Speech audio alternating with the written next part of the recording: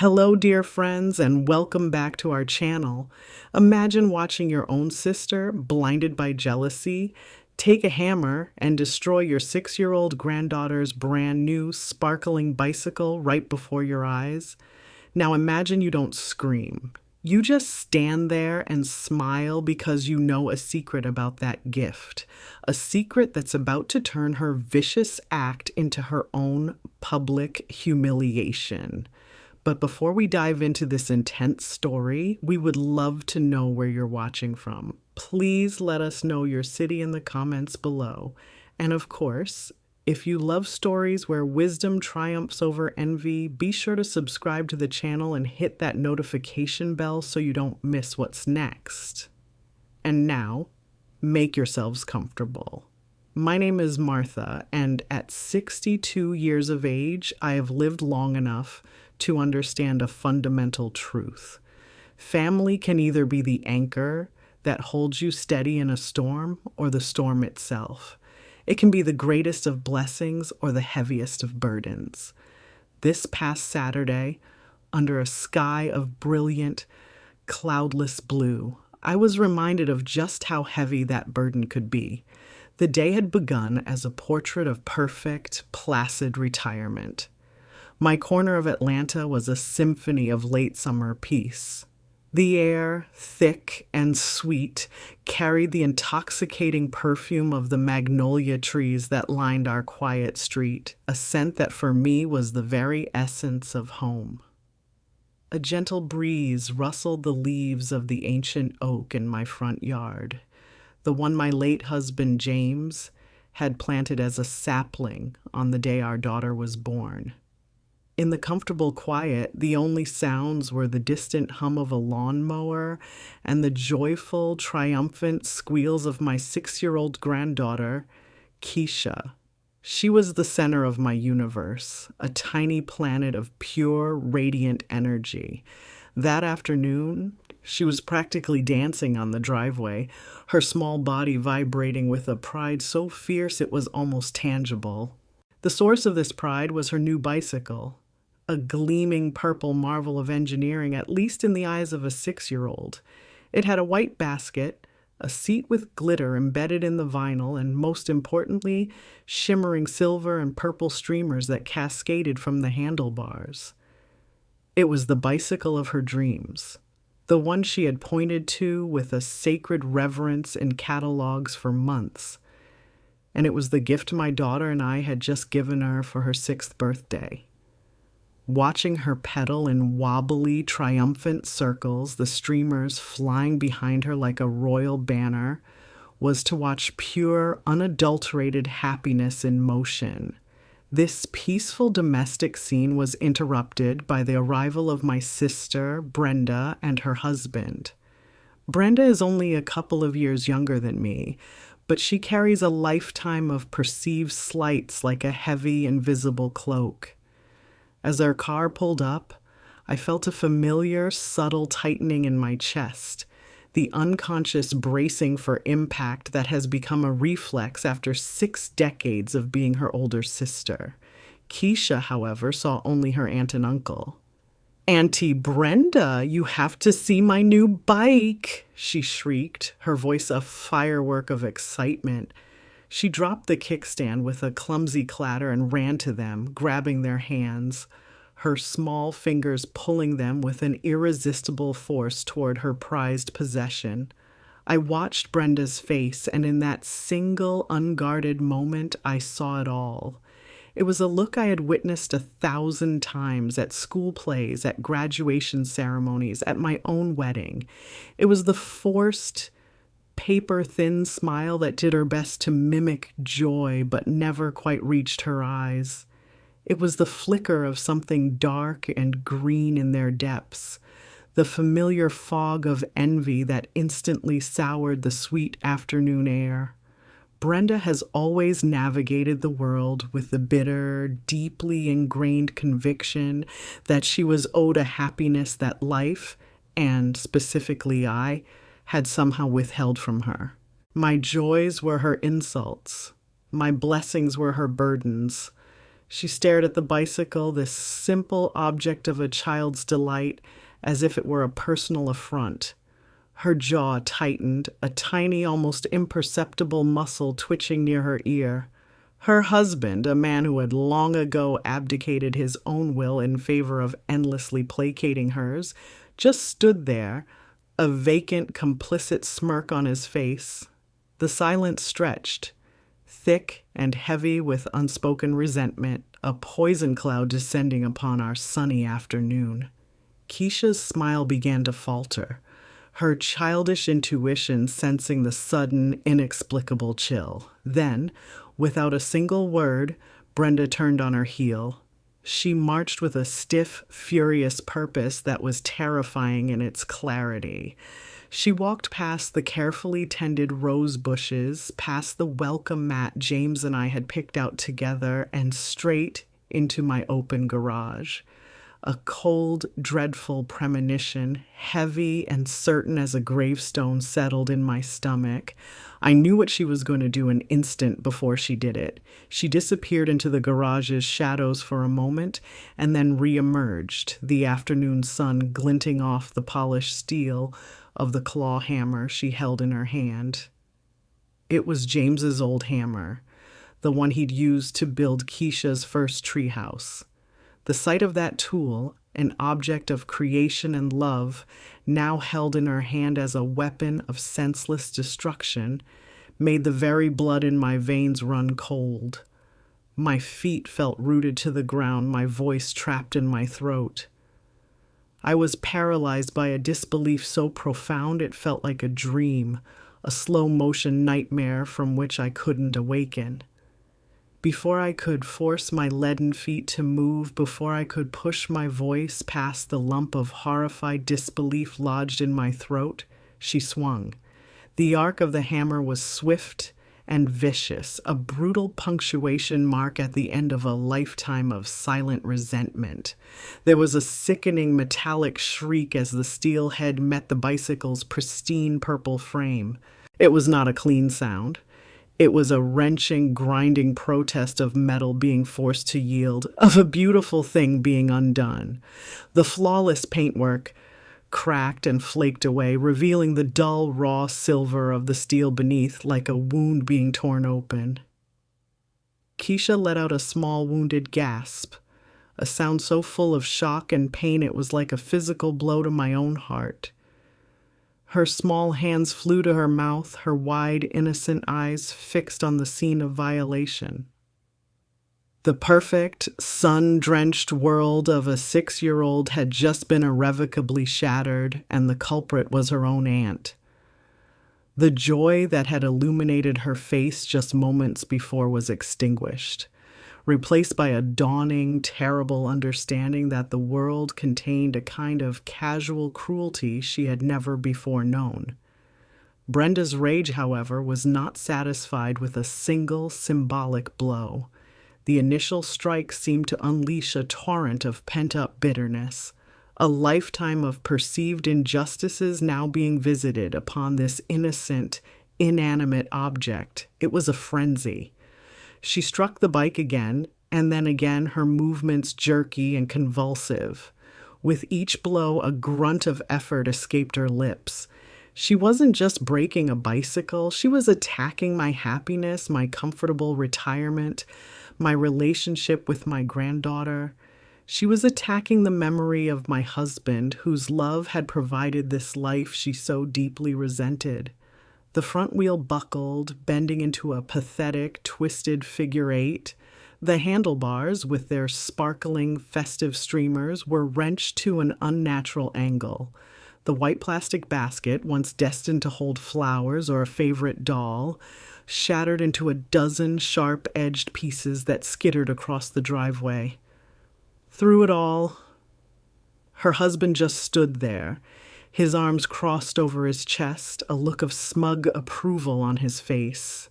He was the passive, enabling architect of her ugliest impulses.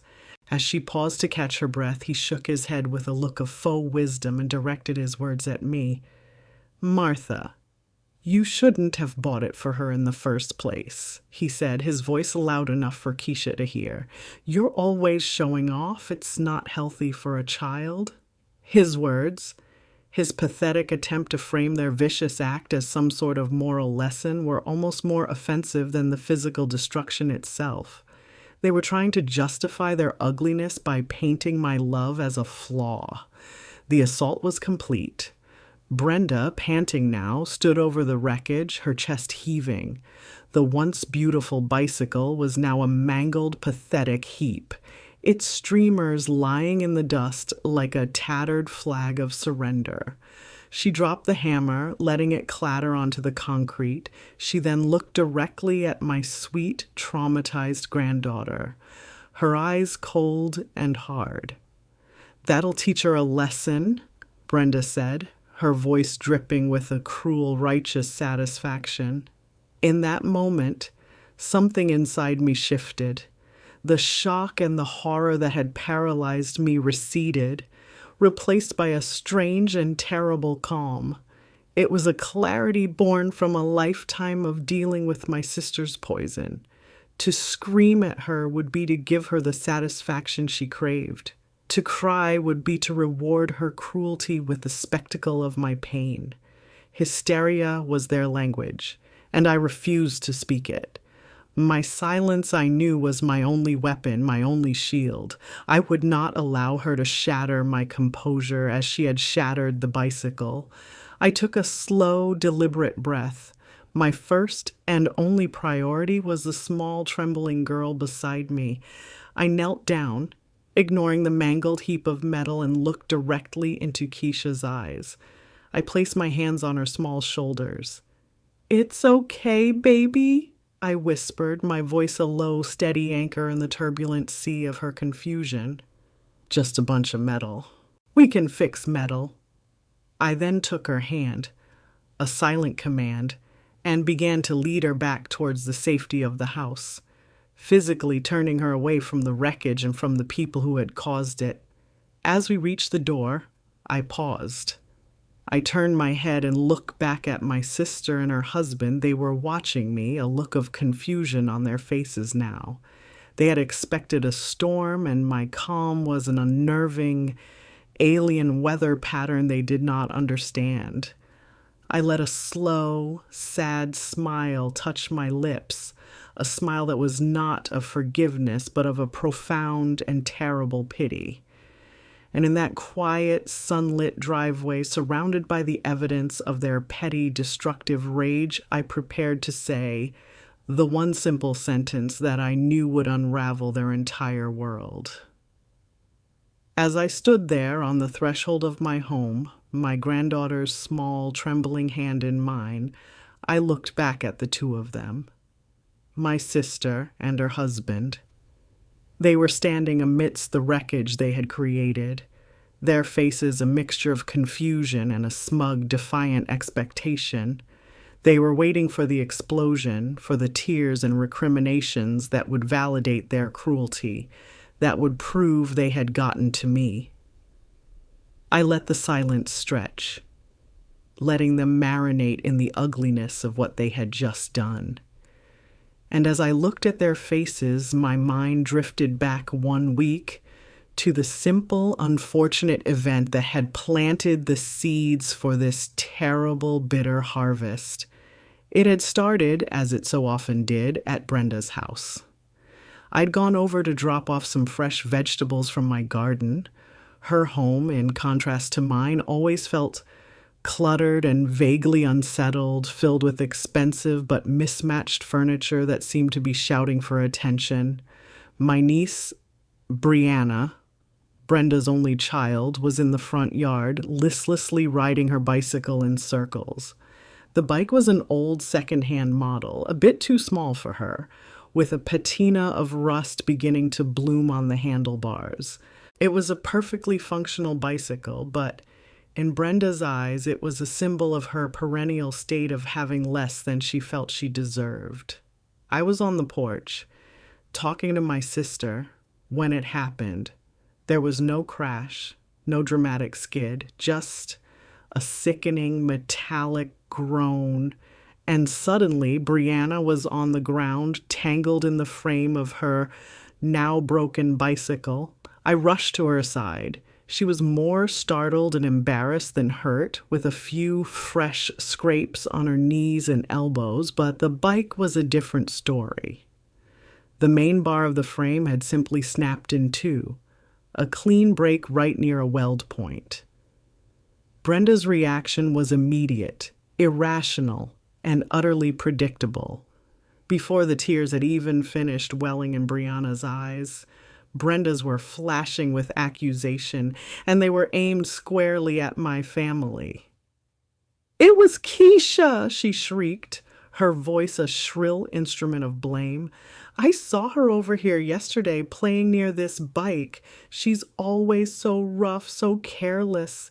She must have done something to it, weakened it somehow. She's just jealous that Brianna has her own bike." The accusation was so patently absurd it was almost laughable. Keisha, my gentle granddaughter, was about as destructive as a sunbeam, but I knew better than to argue with Brenda when she was in the throes of one of her persecution fantasies. Logic was useless against the tide of her envy. "Brenda, calm down," I'd said, my voice steady. "Let's just make sure Brianna is okay. The bike is just a thing." "It's not just a thing to us, Martha," she'd retorted, as if I had personally insulted her. "We can't all just go out and buy new things whenever we want." I ignored the jibe. I helped a tearful Brianna inside to clean her scrapes, and then I turned my attention to the broken bicycle. "Let me take this home," I said to Brenda. "Let me see if James's old tools can do anything for it." Back in the quiet solitude of my own garage, I placed the broken frame on my husband's old workbench. It took me less than 10 minutes of careful examination to confirm my initial suspicion. This was not the result of a child's roughhousing. I ran my finger over the brake. It was a clean shear, with the telltale crystalline pattern of metal fatigue. The break had originated right at the edge of a sloppy weld, a tiny, almost invisible imperfection where the frame had been joined at the factory. It was a classic manufacturing defect, a ticking time bomb that could have caused a far more serious accident. My past life, the 30 years I had spent as a paralegal, came flooding back. In that moment, I was no longer a sister or an aunt. I was an investigator building a case. I took my phone and began to document the evidence, taking a dozen high-resolution photographs of the break from every angle. I found the serial number stamped on the bottom bracket and went inside to my computer. A quick search identified the manufacturer, a large national brand, and the specific model. With my old law firm's access to consumer safety databases, I discovered 2 other reported incidents of frame failure on the same model in the last year. My resolve hardened. This was no longer just about replacing my niece's broken bike. This was about holding a corporation accountable for putting a potentially dangerous product on the market. I drafted an email. It was not the emotional, angry letter of a typical consumer. It was a cool, precise, and legally worded document. I laid out the facts of the incident, attached my photographic evidence, and cited the other reported cases. I used phrases like clear and present safety hazard, negligence in quality control, and potential liability for injury. I sent it not to the generic customer service address, but to the email addresses I had found for the company's vice president of operations and their in-house legal counsel. The response was swift and exactly what I had expected. They recognized from my language that I was not someone who could be easily dismissed or placated with a 10% off coupon. Within 24 hours, a senior executive was on the phone, his voice a symphony of corporate apology. He offered not only to replace the broken bicycle, but as a gesture of their profound regret, to provide my niece with a brand new, top of the line, upgraded model, shipped directly to my house, free of charge. It was the purple, sparkling dream bike from the catalogs, the very one Brianna had been coveting for months. I had intended to surprise her and Brenda with it this weekend, a moment of pure, unexpected joy created from the ashes of their negativity. I had never, in my wildest, most cynical nightmares, imagined that Brenda's bitterness would intercept that joy and beat it to death with a hammer on my own driveway. The executive from the bicycle company, a man named Mr. Peterson, was true to his word. Just 2 days later, a large rectangular box bearing the company's cheerful logo arrived at my doorstep, delivered by a courier. My granddaughter, Keisha, who had been watching cartoons in the living room, saw the delivery truck and came running to the door, her eyes wide with curiosity. "What's that, Grandma?" she asked, dancing around the enormous box that now took up half my foyer. "Is it a surprise?" "It is a surprise, baby," I said, smiling as I signed the delivery man's tablet. "A very special one." Together, we wrestled the heavy box into the garage. The process of unboxing and assembling the bicycle was a small adventure in itself. Keisha, with the boundless and often unhelpful enthusiasm of a 6-year-old, acted as my chief assistant, handing me wrenches at the wrong time and offering a running commentary on the sheer magnificence of what was emerging from the cardboard. And it truly was magnificent. The purple of the frame was deep and lustrous, with a pearlescent shimmer that caught the light. The streamers were thicker and more vibrant than on any bike I'd ever seen. It was, in every sense of the word, a dream bike.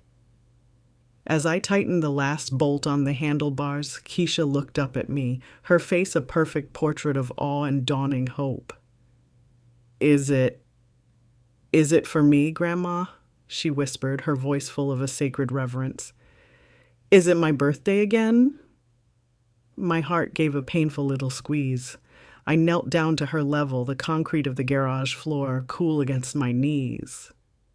"Oh, no, sweetie," I said gently, trying to infuse my voice with the cheerfulness I suddenly didn't feel. "This isn't for you. This is the special surprise for your cousin Brianna, remember? Because her old bike broke. We're just going to be the secret keepers for a few days to make sure it's safe here until we can give it to her this weekend." I saw a flicker of disappointment in her eyes, a tiny cloud passing over her sunny disposition. But Keisha has a heart full of a goodness that is sometimes breathtaking. The cloud passed, and her smile returned, albeit a little smaller than before. "Okay, Grandma," she said, her sense of duty overriding her desire. "We'll be the secret keepers." She reached out a small hand and gently touched one of the sparkling streamers as if it were a holy relic. Can I just look at it until then?" The next day, I called my sister. I was filled with a sense of quiet optimism, believing that this gesture, this beautiful bicycle I had secured for her daughter, might be a bridge across the chasm of her resentment. I was a fool. "Brenda, hi, it's Martha," I said when she answered. "I have some wonderful news about Brianna's bicycle." There was a suspicious silence on the other end of the line. "What news?" she asked, her voice flat and devoid of warmth. "Did you find a coupon for a new one at the dollar store?" I chose to ignore the barb, a skill I had perfected over a lifetime. "Something even better," I said, letting the excitement into my voice. I contacted the manufacturer. They agreed the frame was defective, and they've sent a brand new replacement. I've got it here at my house. It's a really beautiful model, Brenda. Brianna is gonna love it. "At your house?" she repeated, and I could hear the envy instantly sharpening her tone. Why is it at your house? So you can show it off to the whole neighborhood first and make sure everyone knows what a wonderful, generous person you are? I could hear Keisha's excited voice in the background chattering to her dolls about the secret purple surprise in the garage. I was sure Brenda could hear her too. No, of course not, I said, trying to steer the conversation back to safe ground, trying foolishly to preserve the surprise. I just wanted to make sure it was assembled correctly and that everything was safe. Why don't you, your husband, and Brianna come over for a barbecue on Saturday? I thought we could give it to her then. It was a mistake. My vagueness was a blank canvas onto which she could paint her own paranoid, resentful narrative. A barbecue, she said, her voice dripping with sarcasm. How lovely. A party to celebrate your latest triumph. Fine, Martha. We'll be there. She hung up without saying goodbye. The call left me with a familiar feeling of exhaustion. It was like trying to fill a bucket that was riddled with holes. No matter how much love or generosity I poured into my relationship with my sister, it all just drained away, leaving nothing but the empty, bitter vessel of her envy. On the Saturday of the barbecue, the day that would become etched in my memory forever, Keisha's excitement was palpable. She couldn't contain her role as the secret keeper. While I was inside preparing the potato salad, she wheeled the magnificent purple bicycle out of the garage and onto the driveway just to admire it in the sunshine. She didn't ride it. She just stood beside it, her hand resting proprietorially on the glittery seat, her face beaming with the pride of being entrusted with such a magnificent secret. She was, in that moment, the proud guardian of a gift intended to heal a family rift. I watched her from the kitchen window, a fond smile on my face, completely and utterly oblivious to the storm that was gathering just down the street. I was filled with a naive hope that the sight of this beautiful bicycle, this tangible result of my love and effort, would finally melt my sister's cold, resentful heart. I believed in my foolish, optimistic way that my good deed could not possibly be punished. Then I saw Brenda's car turn the corner, and I watched as it pulled into my driveway, its tires coming to a stop just a few feet from where my granddaughter stood, proudly guarding the gift that was about to become the instrument of her own heartbreak. As my sister's car crunched to a halt on the gravel of my driveway, I felt a knot of foreboding tighten in my stomach. The scene before them was one of pure, innocent joy, a beautiful little girl, beaming with pride, standing guard over a magnificent purple bicycle. It was a perfect, sun-drenched tableau of childhood happiness, but I knew that my sister would not see it that way.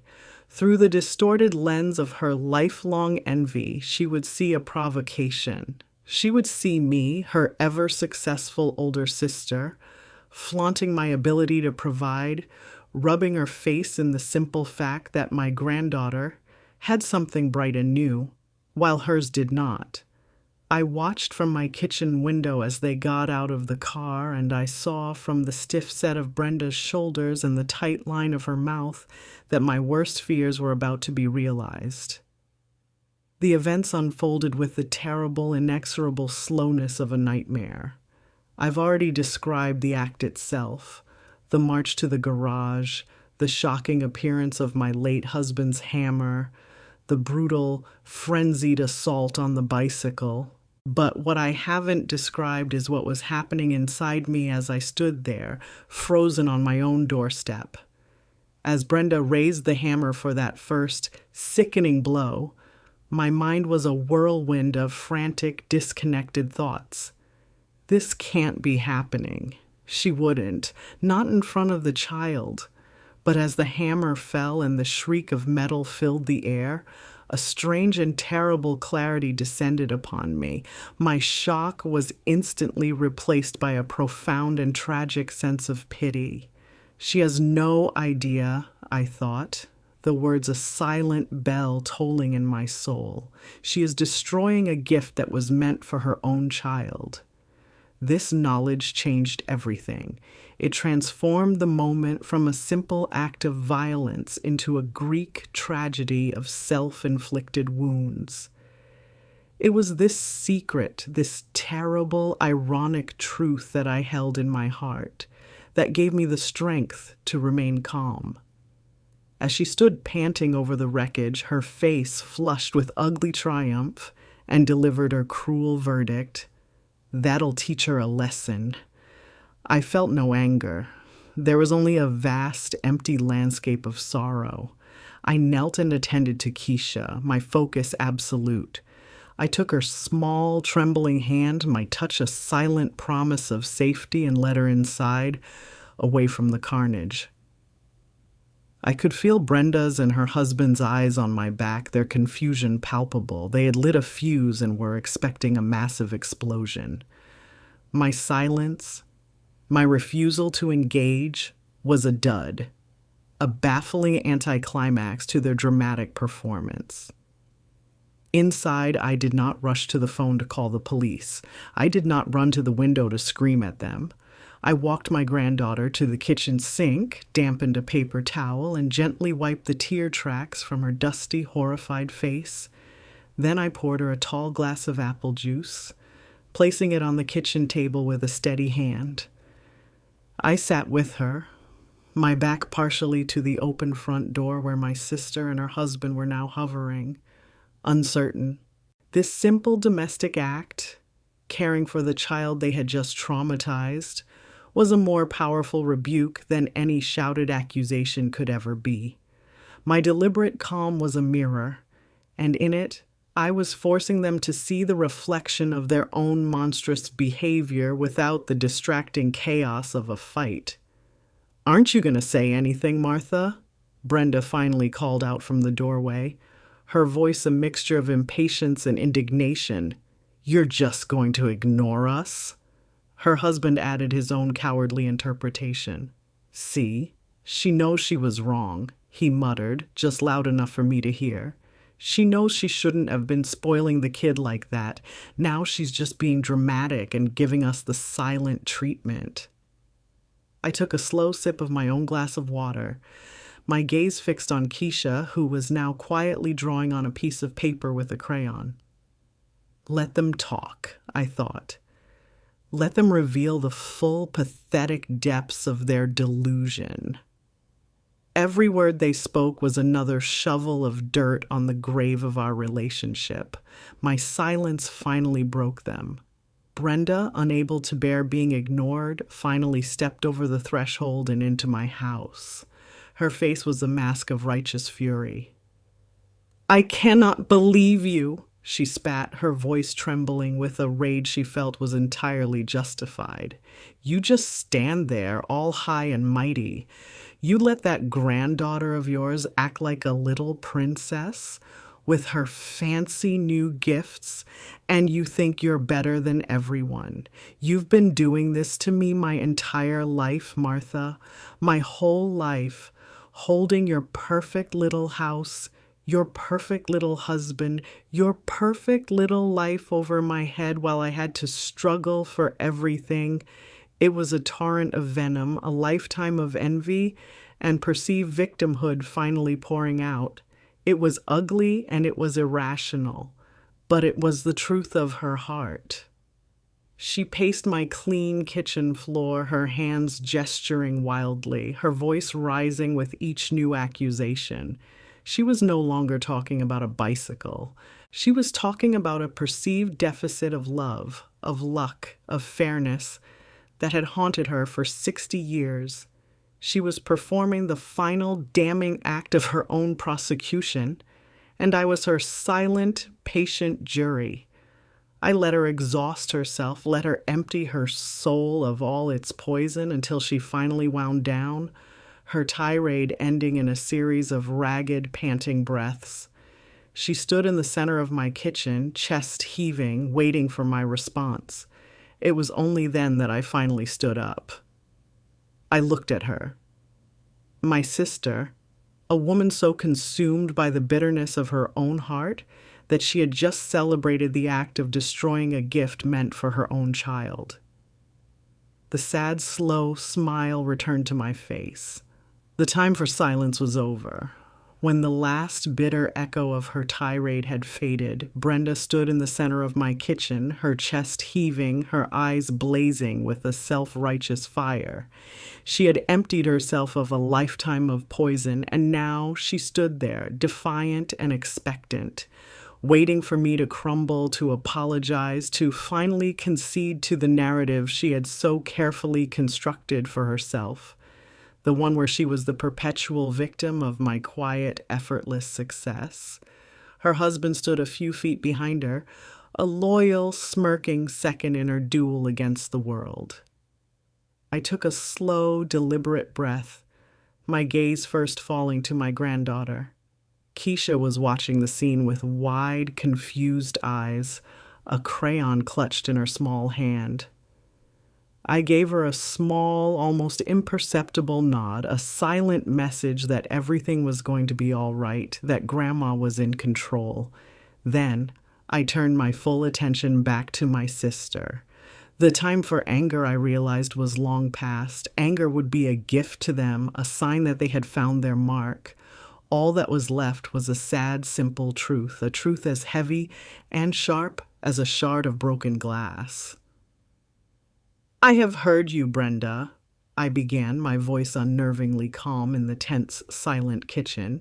"For 60 years, in one way or another, I have heard this story you tell yourself.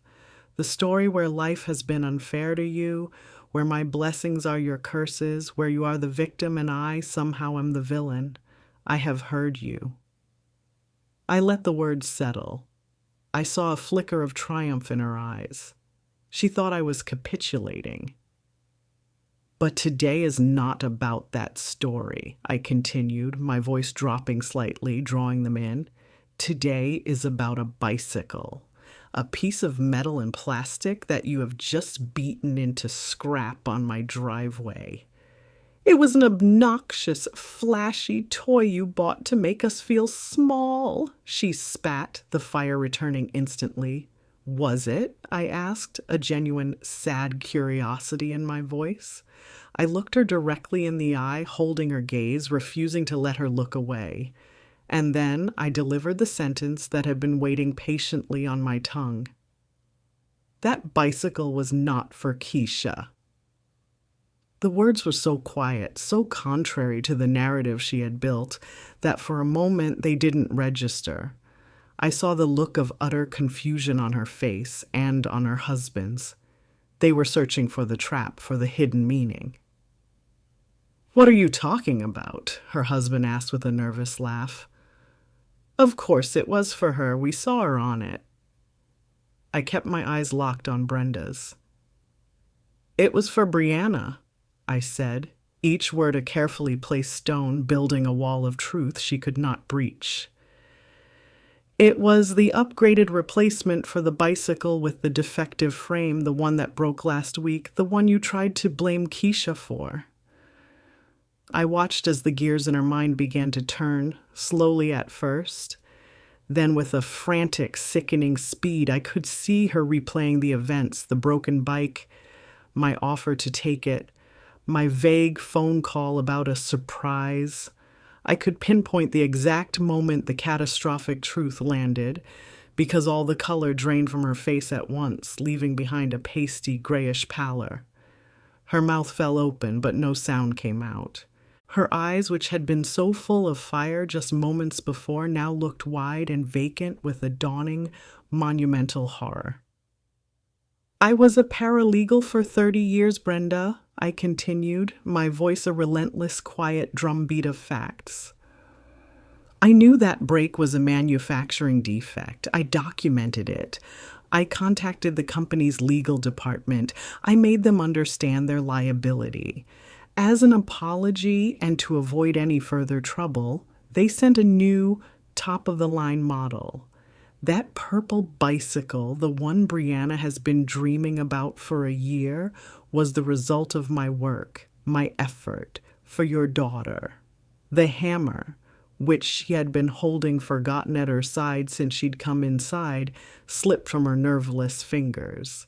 It hit the linoleum floor with a loud, ugly clatter that made us all jump. Her gaze drifted from my face to the open front door, to the mangled wreckage of purple metal on the driveway beyond. The reality of what she had done, the sheer, idiotic, self-defeating violence of her envy, was now fully displayed for her. In a fit of jealous rage against me, she had destroyed the one beautiful, perfect thing I had fought to secure for her own child. Martha, I didn't know, she finally stammered, the words a pathetic, useless whisper. Her husband, desperate to deflect the crushing weight of their stupidity, tried to shift the blame. Well, you should have told us, he blustered, his voice cracking. Why all the secrets? You set us up. I turned my cold, sad smile on him. Tell you? I asked. Why would I need to tell you? Why would any normal, decent person need to be told not to take a hammer to a child's bicycle? You didn't need information, you needed character, you saw a moment of joy, and your only immediate instinct was to destroy it. It didn't matter to you whose joy it was. The finality in my voice left no room for argument. The trial was over. The verdict was in. The silence in the kitchen was a thick, ringing void, punctuated only by the clatter of the hammer on the linoleum floor. The truth of what I just said hung in the air, a terrible, shimmering entity. I watched my sister and her husband as they stared, first at me, then at the mangled heap of purple metal on the driveway, the physical evidence of their monstrous miscalculation. The gears of their minds were turning, frantically trying to process the sheer, idiotic scale of their self-inflicted wound. Brenda was the first to break, her shock curdling into a desperate, pathetic scramble for absolution. Martha, no, she whispered, taking a stumbling step towards me, her hands outstretched in a plea. No, you're lying. You're just saying that to be cruel. But she knew I wasn't. The truth was written in the cold, sad certainty of my eyes. Oh, God, she stammered, her voice cracking as the full weight of her actions finally crashed down upon her. Martha, I'm so sorry. I wasn't thinking. You know how I get. The jealousy. It just takes over sometimes. It makes me crazy. Please. We can't tell Brianna I did this. You can't. It would crush her. We'll just say it was an accident, a shipping accident. Her husband, ever the enabler, quickly latched onto this pathetic life raft. She's right, Martha. An accident. That's perfect. No one has to know, and we'll fix it. I swear. We'll buy Keisha a new bike, the best one in the store. 2 new bikes, whatever you want. There's no need to make a big deal out of this. Let's just move past it. I listened to them, to their frantic, self-serving apologies, and I felt nothing but a profound and weary sense of finality. Their remorse wasn't for the act itself. It wasn't for the trauma they had inflicted on a 6-year-old child or for the viciousness in their own hearts. Their sorrow was purely for themselves. They were terrified of being exposed, of having to face the consequences of their own ugliness. They wanted me to conspire with them, to help them bury the body of their transgression so they could go on as before. They still didn't understand. They thought the problem was a broken bicycle. When they had finally exhausted their babbling excuses, I looked at my sister, at the woman who shared my blood but not my heart. Fix this? I asked, my voice a quiet, dangerous current beneath a calm surface. You think a new bicycle can fix this? Brenda, this has never been about a bicycle. This is about 60 years of the same draining sickness, the envy, the resentment, the constant, unending poison of your bitterness that you have insisted on pouring into my life, into my family's life, since we were children. I took a step towards them, and for the first time I saw a flicker of fear in their eyes. They were beginning to understand that this was not a negotiation. This was a judgment. Today was the last time, I said, my voice as steady and unyielding as a granite wall. And it's not because of what you did to a piece of metal. It's because of who you did it in front of. You stood before my granddaughter, a 6-year-old child who loves and trusts you, and you taught her a terrible lesson. You taught her that another person's joy is a weapon to be used against them. You taught her that love can be violent and that family can be cruel. You tried to plant the same bitter, rotten seeds of your own unhappiness into her pure heart. And that, I said, my voice dropping to a near whisper, is a line you will never, ever be allowed to cross again. I walked past them to the front door and pulled it open, holding it wide. The invitation was clear. It was an eviction. "Martha, don't be so dramatic," Brenda pleaded, her tone shifting to one of whiny indignation. "You can't be serious. We're family." "No," I said, the single word of final clean severance. "Family doesn't do this. Family is supposed to be a blessing, a safe harbor. For my entire life, you have been my heaviest burden, and I am finally putting you down." I looked at her husband. "Both of you, get out of my house." They stood there for a moment longer, stunned into silence by my absolute unwavering resolve. They saw in my eyes that there was no room for argument, no foothold for their usual manipulations. The game was over, and they had lost.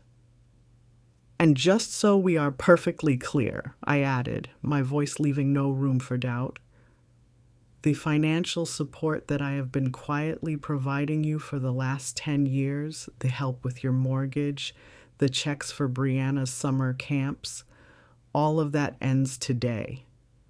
The well you have so happily drunk from is now dry. You are on your own." That was the final blow.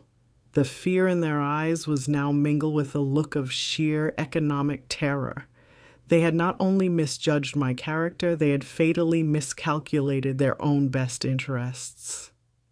With a last pathetic glare of hatred, Brenda turned and shuffled out the door, her husband trailing behind her like a beaten dog. I watched them walk past the wreckage on the driveway, forced to confront the tangible evidence of the stupidity that had just cost them everything. Then I closed the door on them, on their toxicity, on a lifetime of pain. The soft, definitive click of the deadbolt locking into place was the most satisfying sound I had ever heard. It was the sound of my own peace, finally, blessedly returning home. The solid, definitive thud of the deadbolt sliding into place was a sound I'd waited 60 years to hear. I leaned my forehead against the cool wood of the door. My eyes closed, and for the first time in my adult life, I felt the absence of a weight I had carried for so long I had forgotten it was even there.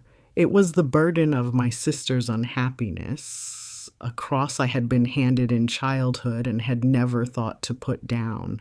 There was a pang of grief, a mourning for the sister I wished I'd had, for the family that could never be. But beneath the grief there was a profound, quiet, and utterly unshakable sense of peace. The storm had finally passed.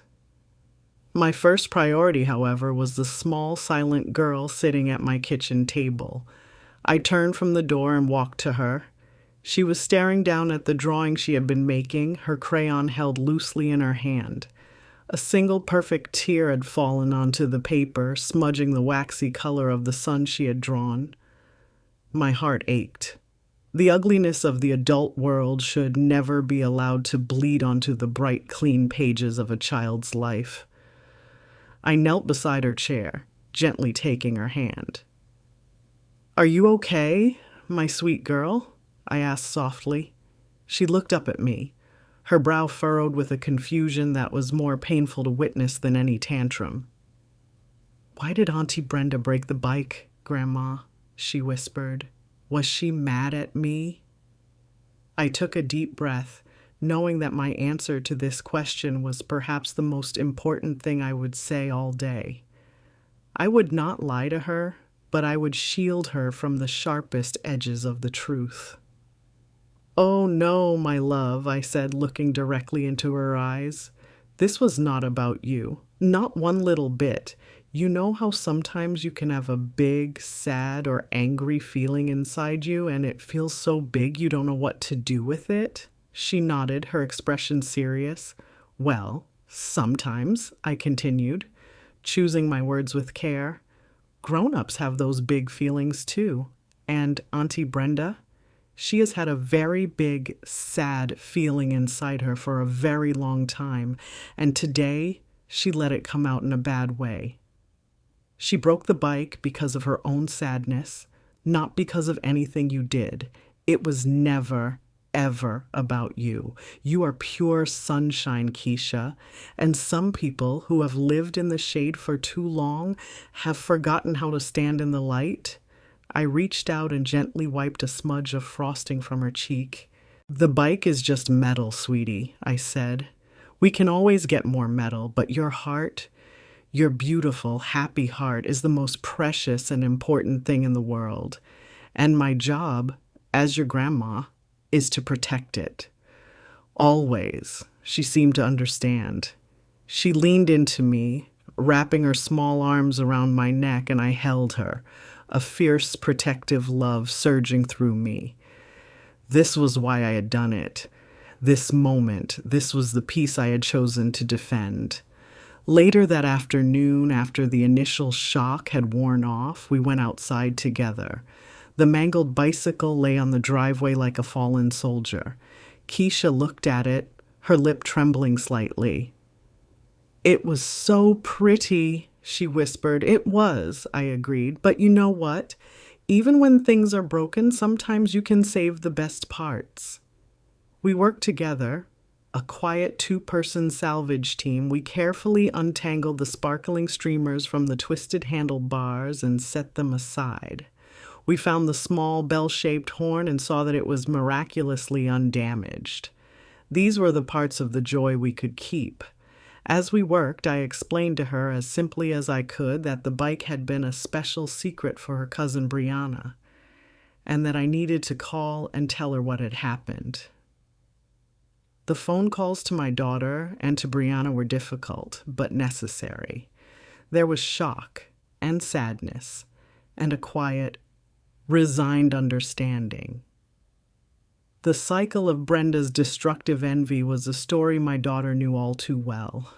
The final break, though painful, was not a surprise. A week later, I was in my garden, my sanctuary. The sun was warm on my back. The earth was cool and damp in my hands. Keisha was beside me, carefully planting the tomato seedlings that had sat waiting on my porch for so long. She was chattering away, her happiness restored, her world once again safe and orderly. I watched her, and I reflected on the meaning of peace. I had once thought that peace was a passive state, a simple absence of conflict. I now knew that was wrong. True peace is an active, powerful thing. It is a choice. It is the strength to build a fence, to draw a line in the sand and say, this far and no further. It is the courage to protect your own well-being and the well-being of those you love from the storms of other people's bitterness. The decision to cut my sister from my life was the hardest thing I've ever had to do. A part of me will always mourn the loss of the family I was born into. But as I sat there in my garden with my granddaughter in the beautiful, quiet life my husband and I had built, I felt no regret. The burden I had carried for 60 years was finally gone. The quiet in my home was no longer a companion to loneliness. It was the clean, clear, and blessedly simple sound of my own hard-won freedom. A woman my age has earned her peace, and I would be damned if I ever let anyone, even my own blood, smash it to pieces with a hammer again.